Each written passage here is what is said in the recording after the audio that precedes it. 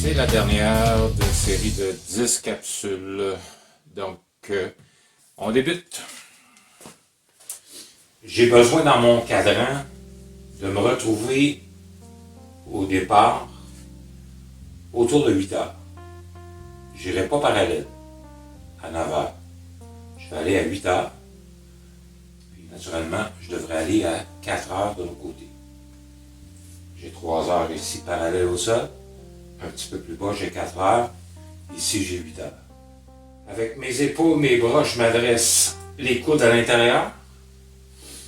Je vais faire une montée latérale, c'est-à-dire que la tête du fer, les lignes, on a des lignes, il faut les utiliser. C'est nos guides. Les lignes de mon fer sont droites tout le long du parcours. Donc, je ne veux pas de mouvement de poignet pour ouvrir le fer. C'est pas la même chose. Si je me place ici, là, mes lignes sont droites. Ma cible est vers la caméra. Je suis parallèle. Les lignes de mon fer sont parallèles à la cible. Donc, quand je recule, je rentre mes deux bras, le mouvement se fait à partir des épaules, pas les poignets. Aussitôt que les poignets bougent trop, regardez la tête du fer, s'en va complètement à droite. Bouge latéralement, avec à partir des épaules, les bras et les mains forment un bloc, comme un V. Là. Ici, comme ça. Si j'ouvre mon V, je suis détendu, oui, mais je préfère rentrer mes coudes à l'intérieur. Je vais à 8 heures. Et je termine à 4 heures. Voilà. Je m'adresse en plein centre. Mon objectif, ma cible. Je vais presque fermer mes talons derrière et déposer la balle centre droit pour moi, pour un droitier. Au lieu de centre gauche, centre droit, simplement, mes mains sont devant. Mes lignes sont bien droites. Ma cible sont parallèles à ma cible. 8 heures est ici. Je recule ma hanche puis je pointe mon genou vers la balle. Automatiquement, j'ai mon bloc et je le laisse aller. J'en frappe un autre. Normalement, ça devrait être assez au centre là. Hein? On ne fait pas vraiment de mouvement, de faux mouvement. Donc, 8 heures. Voilà. Là, j'ai fini plus vers 3 heures, mais c'est pas grave. C'est préférable d'aller plus loin un coup que la balle est frappée. C'est pas quand même, ça dérange pas vraiment la technique. Là. Simplement, 8 heures. Point. Je laisse tomber mon épaule gauche pour un droitier. Je la laisse tomber. J'ai mon 8 heures ici. Et je ne me retiens pas. Aucun mouvement de poignet. Juste à partir des épaules et les bras. Voilà, ça se fait très bien. Ça, c'est pour des coups, je vous dirais, là, de même jusqu'à 50 verges. Peut-être un petit peu plus, un petit peu moins. Il faut calculer nos verges. Il faut savoir justement, avec un pitching wedge, si on l'utilise souvent, le pitching wedge, combien de verges je vais faire si je respecte mon cadran. Présentement, j'ai 8 heures, je termine minimalement à 4 heures. Sinon, à 3 heures, c'est bon aussi. Là, je vais faire 9 heures. Ici. Je termine à 9 heures de l'autre côté aussi. Ça fonctionne bien. Ma cible n'est pas large, puis c'est bon parce que justement, il faut être précis. Là, je vais aller à 10 heures. 10 heures, je dépasse mon parallèle. Ma tige est à 10 heures. Mes jointures sont vers le sol. Ils ne sont pas ouvertes vers le plafond, ils sont vers le sol. Très important.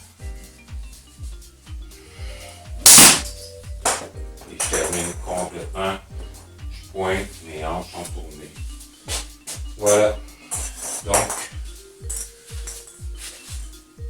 on pourra voir la prochaine session des coups dans les drapes de sable.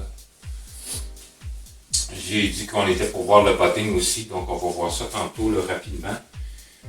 Donc pour un élan complet, avec un pitching wedge, si vous êtes fort de la main gauche, votre poignet est bien tourné, il pointe vraiment vers le sol. Faites des élans un petit peu plus haut que 9 heures. Pratiquez ça, faites ça souvent.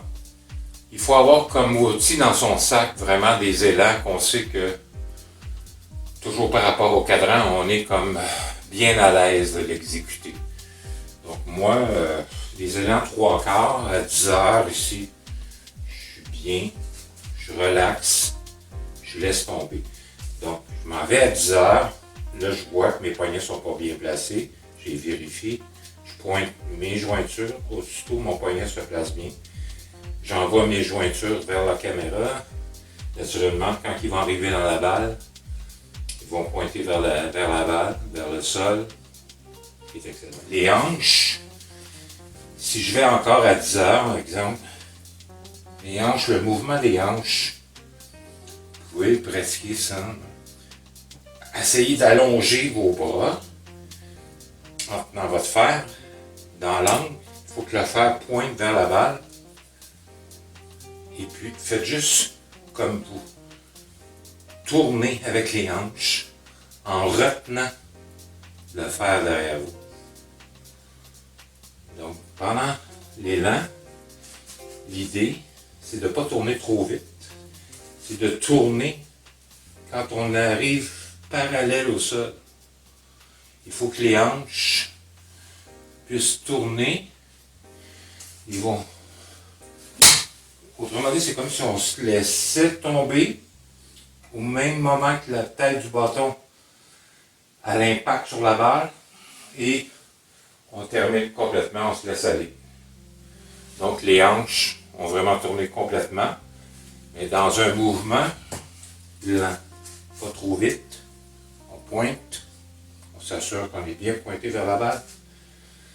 La tige, on a le bon angle. On reste derrière, je reviens parallèle, mon coude et pas baseball, golf, pointe vers le sol. Je reviens, c'est comme si j'allais frapper avec le bout du bâton.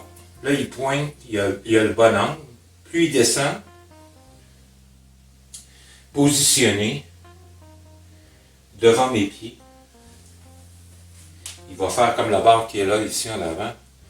Donc, pour une image plus claire, on a notre voie ferrée ici. Là.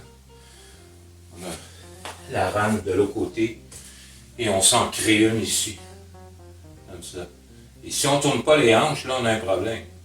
Mais si on tourne les hanches, les mains vont suivre automatiquement. Les bras et les mains. Donc, on garde l'angle ici. On pointe nos jointures vers la caméra, vers le sol. Vous allez voir la tête du bâton pointe vers le sol, ce qui est bon. On ne veut pas qu'il pointe vers le plafond, on veut qu'il pointe vers le sol. Le coude bien rentré, toujours, il suit le corps, les hanches tournent et c'est normal que j'ai les mains en avant. Le fer est fait et a été conçu comme ça. Et je laisse aller complètement. Puis un prolongement à faire à la fin. Toujours les deux bras et non pas ouvrir comme ça. On prolonge. On dit que le putting, c'est autour de 50 à 60% qu'on utilise beaucoup.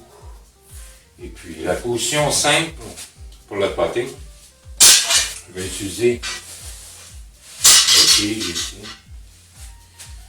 Donc, mon putter, je vais le déposer bien droit, toujours parallèle à ma cible, ça ne change pas.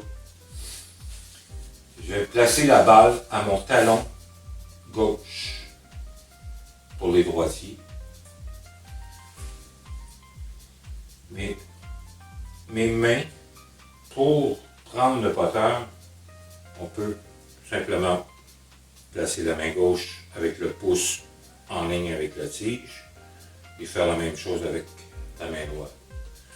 Si vous préférez rentrer le petit doigt, autrement dit, entrecroiser le petit doigt avec votre index, c'est encore plus solide. Mais le putting, c'est quand même une science, c'est pas simple. Ou bien les gens, la tension du corps à partir des épaules peut faire une grosse différence quand c'est rendu avec les mains. Il n'y a pas de poignet. On n'utilise pas les poignets. Ça se faisait auparavant. Il y en a qui le font encore, mais c'est léger. Ce qui est important, que la tête, écoute que la balle est frappée, que la tête du bâton puisse être droite après l'impact, au moins, je vous dirais, 6 pouces. Le plus droit possible. Donc, à partir des épaules, je vais suivre la tige le plus longtemps possible.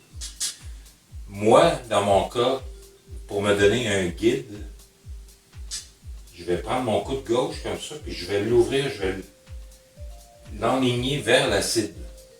Comme ça. Je vais le placer comme ça. Ici, vous allez voir. Là, j'ai les deux coudes bien relax. Je suis prêt à poter. Je vais m'aligner mon coude, juste le coude gauche. Mon coude droit, je vais le conserver vraiment près du corps. Puis vous pouvez faire un peu comme les profonds, ils le retiennent. Il est toujours près de la hanche. Là. Le coude, il pointe dans la hanche. Mais le coude gauche, lui, je vais l'envoyer. Je vais l'enligner, c'est-à-dire le coude gauche vers la cible. Et à ce moment-là, ce que ça fait, c'est que ça m'empêche d'aller à gauche. Et donc, j'ai toujours une belle ligne droite. Comme ça. J'ai toujours la même sensation. Et ça, c'est un choix. Sinon, normalement, l'important, c'est que la tête du bâton soit droite après l'impact. Donc, derrière, si vous avez un petit roulé de un pas de 3 à 4 pieds, vous ne faites pas 10 pieds derrière, hein, ou même 3 pieds, probablement vous allez avoir juste à aller à la hauteur de votre pied droit et terminer à la hauteur du pied gauche. Ça fonctionne bien. Puis il faut le répéter, il faut le répéter, il faut le répéter. Pour les questions, vous avez l'adresse en bas de page, sinon le faire parvenir au Loisir Saint-Justin. Merci, joyeuses fêtes, bonne année.